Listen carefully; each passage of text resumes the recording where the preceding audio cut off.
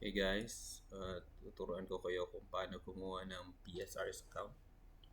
So, just go to your browser and type in the address psrs.besta.gov.ph, and then always click existing scholar. Very important po. Okay? Never click new scholar. Always click existing scholar. Then bibigyan kayo ng training center ng ULI.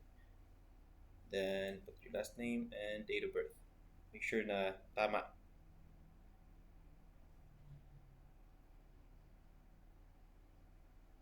Okay, click submit. Sometimes it'll take a minute or two. Hintayin nyo lang.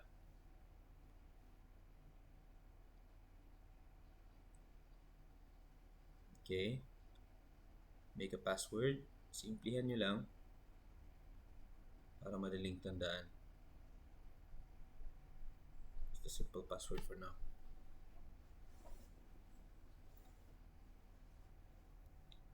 Okay. So now you can sign in. Then verify. Then now you could change your password.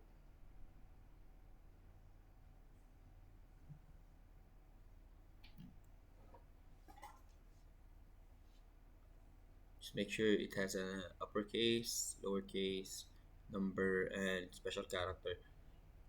But then again, simplihan nyo lang para madaling tandaan.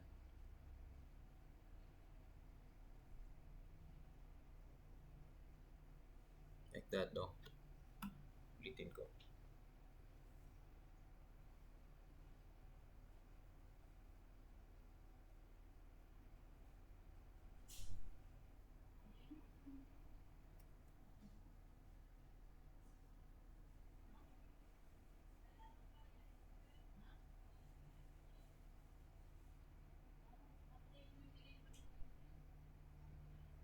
Okay. Then you could check your email. Yan, like that. Open the email. Verify.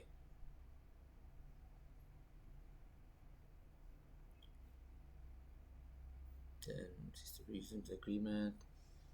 Accept nyo lang. Then just like that. Pwede na kayo mag-update ng profile nyo.